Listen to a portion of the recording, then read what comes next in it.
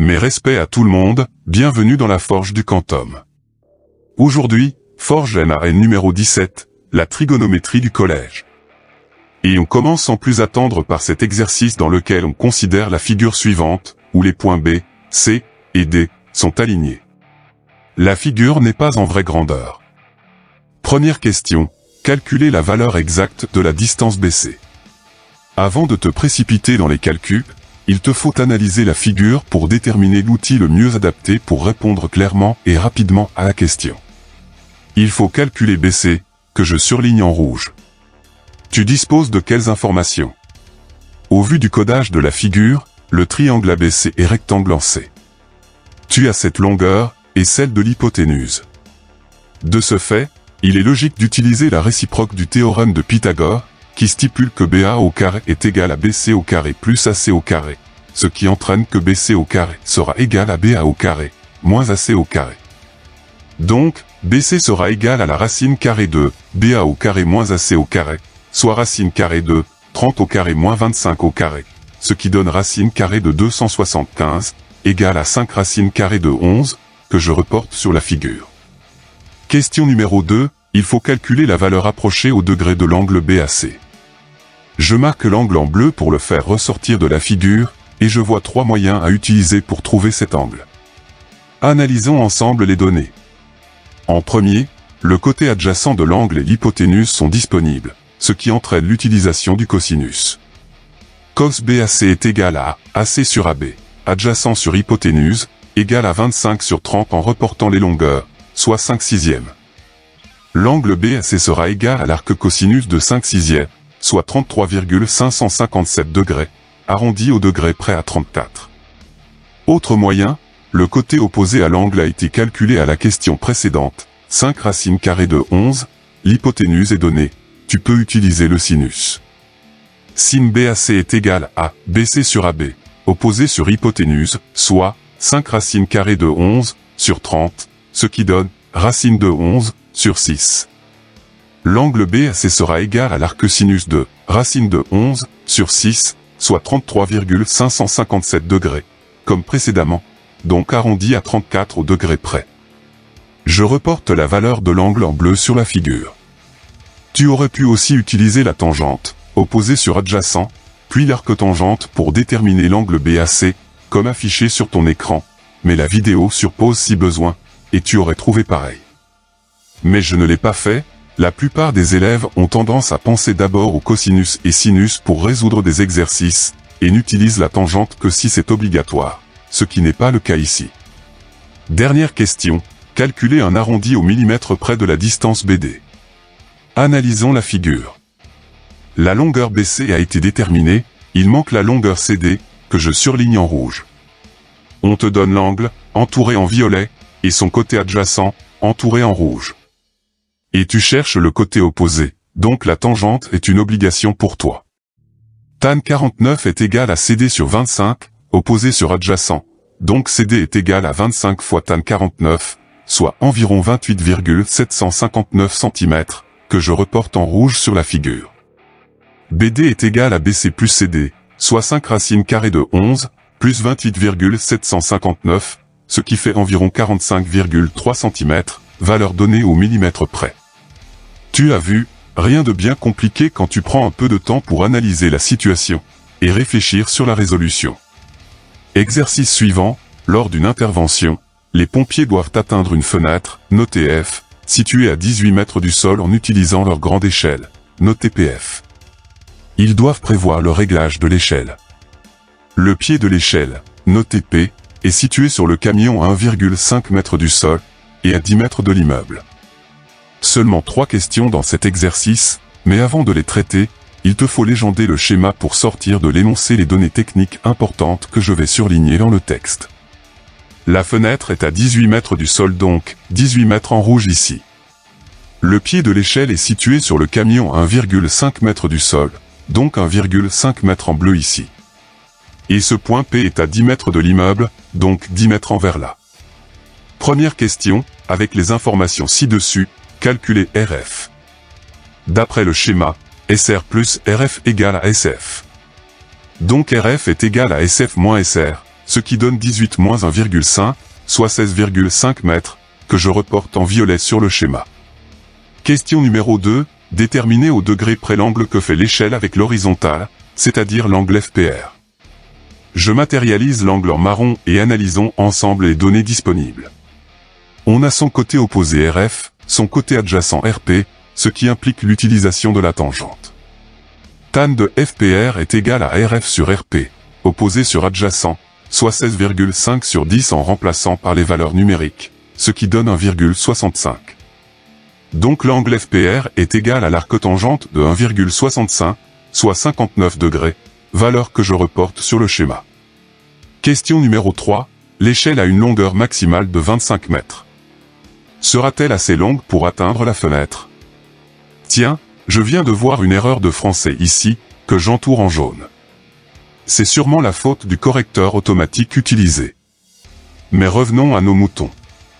La méthode qui me saute aux yeux est celle de Pythagore, car le triangle PRF est rectangle en R. Donc PF au carré est égal à PR au carré plus RF au carré, ce qui entraîne que PF est égal à la racine carrée de PR au carré plus RF au carré, ce qui donne racine carrée de 10 au carré plus 16,5 au carré, soit 19,23 mètres, inférieur à 25. Donc, les pompiers vont pouvoir évacuer les victimes. Seulement, on est dans un TD de trigonométrie, il serait de bon ton de l'utiliser pour répondre à la question. C'est ce que je vais te montrer. De quelles informations disposons-nous? Du côté opposé RF, du côté adjacent RP, il faut trouver l'hypoténuse. Tu as le choix entre le sinus ou le cosinus. Si tu choisis le sinus, il te faudra écrire que sin 59 est égal à 16,5 sur PF, opposé sur hypoténuse, donc PF est égal à 16,5 sur sin 59, soit environ 19,25 mètres, inférieur à 25. Si tu choisis le cosinus, il te faudra écrire que cos 59 est égal à 10 sur PF, adjacent sur hypoténuse, donc PF est égal à 10 sur cos 59, soit environ 19,42 mètres, inférieur à 25. Et pourquoi une telle différence entre les longueurs trouvées avec Pythagore, le sinus ou le cosinus? À cause de l'angle de 59 degrés, qui est une valeur approchée au degré près, donc perte de précision dans les calculs utilisant cet angle. Exercice suivant, on va calculer des hauteurs de tour. Sors ton marteau, ta scie et ton équerre de menuisier, on va déterminer la hauteur minimum de la tour de siège que nous allons devoir construire pour assiéger le château. Première tour, on dispose du côté adjacent de l'angle de 25 degrés, et on cherche son côté opposé, donc utilisation de la tangente. Tan 25 est égal à SB sur 45, opposé sur adjacent, donc SB est égal à 45 fois tan 25, soit environ 20,98 mètres. Mais la hauteur H est égale à SB plus BD. Comme BD est égal à AC, 1,5 m, H sera égal à 20,98 plus 1,5, soit environ 22,5 mètres. On passe à la suivante. Dans le triangle ABD matérialisé en rouge, on dispose du côté opposé de l'angle de 18 degrés, et il faut trouver son côté adjacent, d'où l'utilisation de la tangente. Tan 18 est égal à 3 sur AB, opposé sur adjacent, donc AB est égal à 3 sur tan 18, soit environ 9,233 mètres, que je reporte sur la figure. Dans le triangle ABS matérialisé en bleu, on dispose du côté adjacent de l'angle de 40 degrés, et il faut trouver son côté opposé, d'où l'utilisation à nouveau de la tangente. Tan 40 est égal à SB sur 9,233, opposé sur adjacent, donc SB est égal à 9,233 fois tan 40, soit environ 7,747 mètres, que je reporte sur la figure. La hauteur H de la tour est égale à SB plus BD. Sachant que BD égale à C, qui est égal à 3, H est égal à 7,747 plus 3, soit environ 10,75 mètres. Exercice suivant, dans lequel il te faut déterminer la distance qui sépare les deux bateaux. Occupons-nous du premier. Je matérialise, en rouge, le triangle dans lequel il va falloir travailler, et je nomme ses sommets. Dans ce triangle ABC, on dispose de la longueur du côté opposé à l'angle de 22 degrés. Il faut trouver son côté adjacent, ce qui oblige l'utilisation de la tangente. Tan 22 est égal à 40 sur BC, opposé sur adjacent, donc BC est égal à 40 sur tan 22, soit environ 99 mètres, que je reporte en rouge sur la figure. Passons au second navire. Je matérialise, en bleu, le triangle dans lequel il va falloir travailler, et je note dès le sommet au niveau du bateau. Dans ce triangle ADC, on dispose de la longueur du côté opposé à l'angle de 16 degrés. Il faut trouver son côté adjacent, ce qui oblige l'utilisation à nouveau de la tangente. Tan 16 est égal à 40 sur DC, opposé sur adjacent, donc DC est égal à 40 sur tan 16, soit environ 139,5 mètres, que je reporte en bleu sur la figure. La distance entre les bateaux se calculera ainsi. BD est égal à DC moins BC, ce qui donne 139,5 moins 99, soit 40,5 mètres. Fini les bateaux, on revient sur la terre ferme avec un géomètre qui veut calculer la distance entre son emplacement, noté G, et la maison, notée M, située de l'autre côté du canyon. Pour cela, il mesure la distance entre G et un point accessible, noté A. Il trouve à G égale à 20 mètres. Il place son théodolite successivement en G et en A, pour mesurer les angles NAG et AGM. Il trouve MAG égale à 78 degrés, et AGM égale à 70 degrés. Il faut calculer GH, puis GM. Mais avant de commencer, c'est quoi un théodolite, mot que j'entoure en rouge sur l'écran? C'est cet instrument de visée qu'utilisent les géomètres pour mesurer les angles horizontaux et verticaux, et vérifier que les constructions, bâtiments, routes, ponts, sont là où ils devraient être. Transformation du blabla en schéma pour bien visualiser le problème posé et les données disponibles. Je garde la figure originale que je vais reproduire en plus grand. Les deux triangles, les lettres des sommets, l'angle de 78 degrés, les 20 mètres entre A et G, l'angle de 70 degrés, et l'angle droit au niveau du point H. La figure originale n'étant plus utile, elle dégage. On commence par déterminer la distance GH. Dans le triangle AHG, l'hypoténuse AG est donnée, et il faut trouver le côté opposé de l'angle de 78 degrés, ce qui implique l'utilisation du sinus. Sin 78 est égal à HG sur 20, opposé sur hypoténuse, donc HG est égal à 20 fois sin 78, soit environ 19,56 mètres, que je reporte en violet sur le schéma. Pour calculer GM, il va falloir décomposer l'angle de 70 degrés. Dans le triangle AHG, rectangle en H, l'angle GH plus l'angle AGH est égal à 90, donc l'angle AGH est égal à 90 moins l'angle GH, soit 90 moins 78, donc 12 degrés, que je reporte en bleu ciel sur le schéma. L'angle AGH plus l'angle HGM est égal à 70, donc l'angle HGM est égal à 70 moins l'angle AGH, soit 70 moins 12, donc 58 degrés, que je reporte en bleu marine sur le schéma. Dans le triangle GHM, on a la valeur numérique du côté adjacent de l'angle de 58 degrés. Il faut trouver l'hypoténuse, ce qui entraîne l'utilisation du cosinus. Cos 58 est égal à 19,56 sur GM, adjacent sur hypoténuse, donc GM est égal à 19,56 sur cos 58, soit environ 36,9 mètres, que je reporte en vert bouteille sur la figure. Et c'est fini. On prend de l'altitude avec l'exercice suivant. Antoine voudrait aller de l'île de 16 à celle de Math avec son ULM, d'une autonomie maximale de 40 km. Simbad lui a prêté la carte ci-dessus. Antoine réussira-t-il sa traversée?